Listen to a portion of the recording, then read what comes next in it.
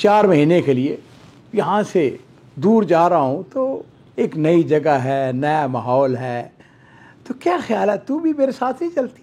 उसने कहा ठीक है। उसने कहा देखो बात सुनो, ऐसा करो कि अपने खामद से कहो कि ये जो मुझे तनहा यहाँ से मिलती है ना, अगर तुम मुझे अपने साथ लेकर जाना चाहते हो तो ये तनहा तुम मुझे दोगे। बेहतरीन घराना जो कि बड़ा अच्छे तरीके से गुजर बसर कर रहा था, अब उस खातून ने फिर अपने भाई के साथ मशवरा किया।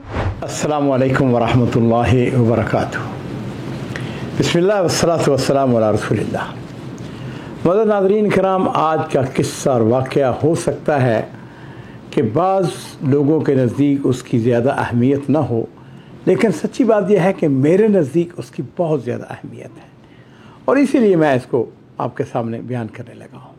अज़ीज़, हुआ यूँ कि सऊदी अरब के किसी शहर के अंदर एक घर, मियाँ बीवी आपस में ज़ाहिर जिस तरह बस्ता रस्ता घर में रौनकें, खैर बरकत, बच्चे हैं जी। इत्तेफाक की बात कि खामद जो है वो भी नौकरी करता था और उसकी जो बीवी है वो भी जॉब करती थी, वो भी नौकरी करती थी। घर में आपस में बड़ा अच्छा माहौल गुजर रहा, वक्त गुजरता जा रहा है। एक दिन ऐसा हुआ कि उसका जो खामद था, उसके शहर से जहाँ से वो रह रहे थे, वहाँ से कोई तकरीबन 700-800 किलोमीटर दूर किसी दूसरे शहर के अंदर उसको कोई 4 महीने के लिए उन्होंने इंतज़ाम उसको कहते हैं, वहाँ पर जाने का हुक्म मिलता है। उसने कहा कि 4 महीने के लिए जाना है।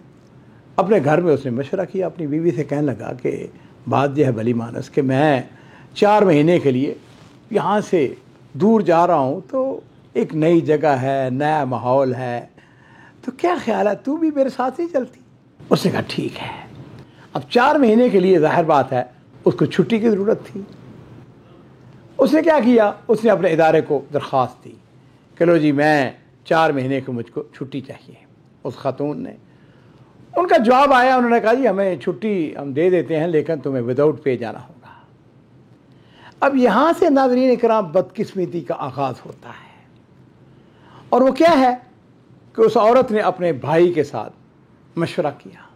अपने भाई से कहने लगी कि ऐसे तरीके से मैं अपने खामद के साथ फ़लाँ शहर में जा रही हूँ, लेकिन मैंने छुट्टी की दरख्वास्त दी है, छुट्टी तो मिल गई है लेकिन वो विदाउट पे मिल रही है, क्या किया जाए? उसने कहा देखो बात सुनो, ऐसा करो कि अपने खामद से कहो कि ये जो मुझे तनहा यहाँ से मिलती है ना, अगर तुम मुझे अपने साथ लेकर जाना चाहते हो तो ये तनहा तुम मुझे दोगे। उसने कहा ठीक है। अपने खामद के साथ बैठे, उसने कहा हाँ मियाँ अबू फलां, मैं तुम मुझे अगर लेके जाना चाहते हो तो ऐसा है कि चूँकि मुझे विदाउट पे तनहा अपना नौकरी छुट्टी मिल रही है, लिहाजा ऐसा है कि तुम वो तनख्वाह जो मुझे मिलती है वो तुम मुझे अदा करोगे।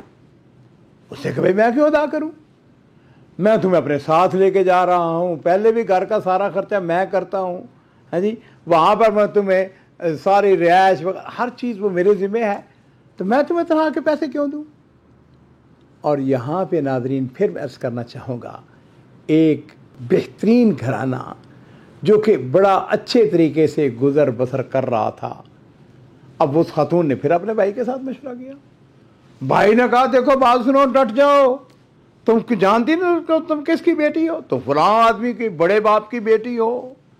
अगर तुम्हारा खामद तुम्हारी बात नहीं मानता है, वो तुम्हें वो तनख्वाह नहीं देता है, तुम उसके साथ जाने से इनकार कर दो, कहो मैं तो अपनी तनख्वाह, अपनी नौकरी मुझको प्यारी है। लो जी नाज़रीन इकराम, उससे पहले कि वह सफ़र करता, आपस में लड़ाई झगड़ा इख्तिलाफ शुरू हो गया और उसका भाई जो है उसको उबार रहा है मुसलसल, उसको हवा दे रहा है फितने को। बदकिस्मती से इसका अंजाम पता क्या हुआ? इसका अंजाम ये हुआ कि वो अकेला चला गया।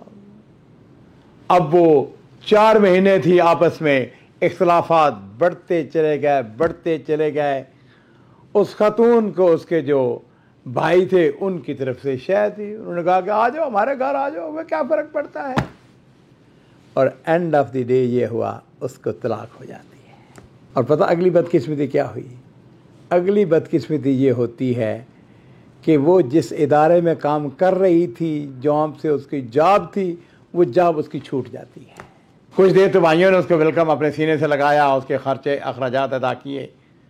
लेकिन नाज़रीन इकराम, वो वक्त भी आता है जब वो अपने भाइयों पर बोझ बन जाती है और फिर उसकी भाभियाँ हैं जी, उसके अपने भाई उसके सख्त मुखालिफ हो जाते हैं, उसको ताने देते हैं और उसके लिए उन्होंने अपने घर में एक छोटा सा कमरा जिसके साथ वाशरूम और उसके नानो नफ़का के लिए वो बेचारी ज़कात लेने पर मजबूर हो जाती है।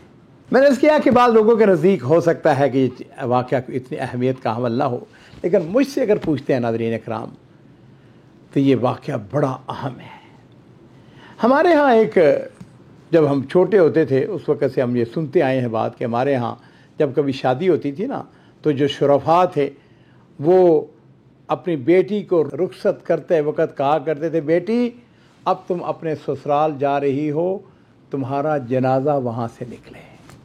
बज़ाहिर अच्छी बात नहीं ये लगती, लेकिन अगर मुझसे पूछते हो अजीज़ों, अपनी बेटियों को सब्र का दर्स दें। कई दफ़ा हमारे पास, मेरे पास, मेरी अहलिया के पास इस किस्म के केस आते हैं।